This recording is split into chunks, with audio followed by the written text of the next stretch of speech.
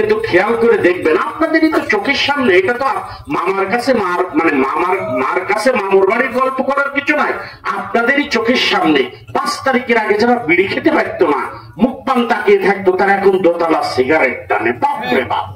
আবার সকালে 2-4 দিন একটা জামা পরতো, এখন সকাল বিকেল জামা চেঞ্জ করে।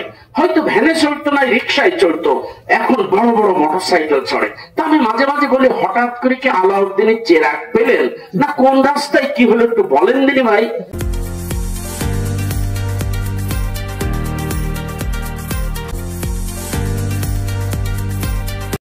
প্রিয় ভাইরা, কখনো বাংলাদেশটা তলাবিহীন জড়ি হয়েছে, আর কখনো বাংলাদেশ এই দুর্নীতিতে চ্যাম্পিয়ন হয়েছে। সম্মানিত ভাইরা, সম্মানিত বন্ধুগণ, বাংলাদেশের মানুষ যারা একবার এমপি মন্ত্রী হয়ে যায়, তাদের আর পিছনে তাকানোর সময় থাকে না, ওই আসমান দিয়ে চলাফেরা করে। টাকা পয়সা তো তাদের আর কোনো শেষ নেই। এমপিগিরি তো যেমন তেমন, এমপির ভাই, এমপির চাচা, এমপির আত্মীয় স্বজন, তাদের এমপিগিরি সহ্য করাটাই হচ্ছে আমাদের জন্য সবচেয়ে বড় কঠিন। ভাই এবং বন্ধুগণ, বাংলাদেশ জামাত ইসলামী এই সংস্কৃতি থেকে বেরিয়ে আসতে চায়। এখন আপনারা বলতেই পারবেন, ভাই বক্তৃতায় তো বলছেন তারা যাবে তো। এখন আপনি খেয়াল করে দেখেন, 5 তারিখের পরে আমাদের নেতা নেত্রী যারা আছে, তারা কি কেউ পেশা পাল্টিয়েছে? হয়তো কেউ ইমামতি করে, এখনো ইমামতি করছে। হয়তো কেউ মাঠে চাষ করতো, এখনো চাষ করে। হয়তো কেউ মাদ্রাসায় পড়াইতো, এখনো পড়ায়। আমার মতো কেউ ওকালতি করছে, এখনো ওকালতি করছি। বিভিন্ন পেশায় আমরা আছি। আমরা পেশা একটু পাল্টে দেইনি। আমরা আগে যেরকম ছিলাম এখনো সেরকম আছি।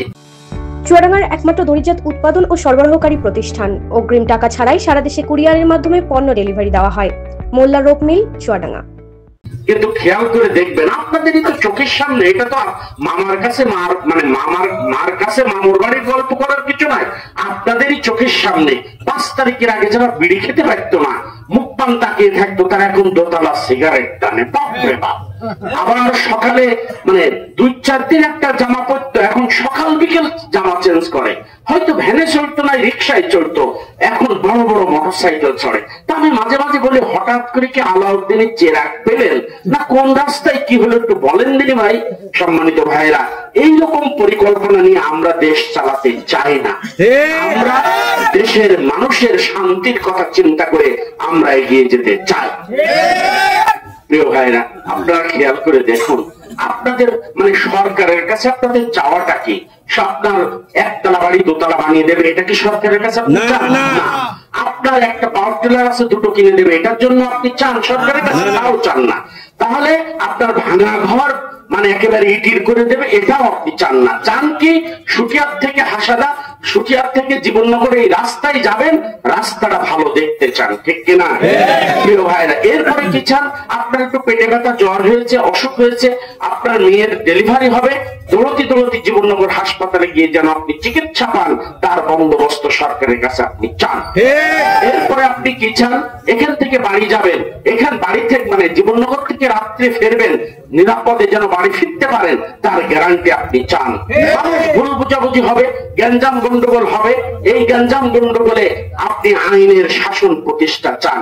কোন চোখ বুঝে কেউ শাসন করবে, এ আমার দলের লোক, আমার দলের লোক, এরকম কথা বলবে, এইরকম কোনো কিছু আপনারা চান না। এরপরে আর কি চান? আপনার সন্তান MBA পাশ করেছে, পাশ করার পর সেই সন্তানটা যেন ঘুষ ছাড়া চাকরি পায়, তার একটা আশা আপনি সরকারের কাছে করতেই পারেন। আপনি বুকে হাত দিয়ে বলেন, এই আশাগুলো কি আমাদের পূর্ণ হয়? পূর্ণ হয় না।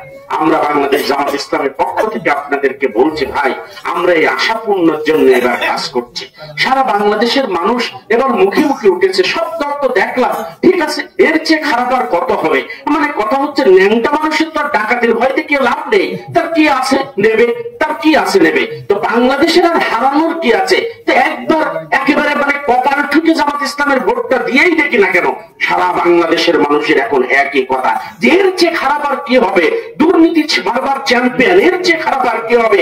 দেখি তো জামাত ইসলামের লোক বড় বড় কথা বলে, একবার তাদের ভোটটা দিয়ে দেখি তারা কি করতে চায়। আমরা বলছি, আপনারা যা চান তার চেয়ে বেশিটা আমরা করে দেবো ইনশাআল্লাহ।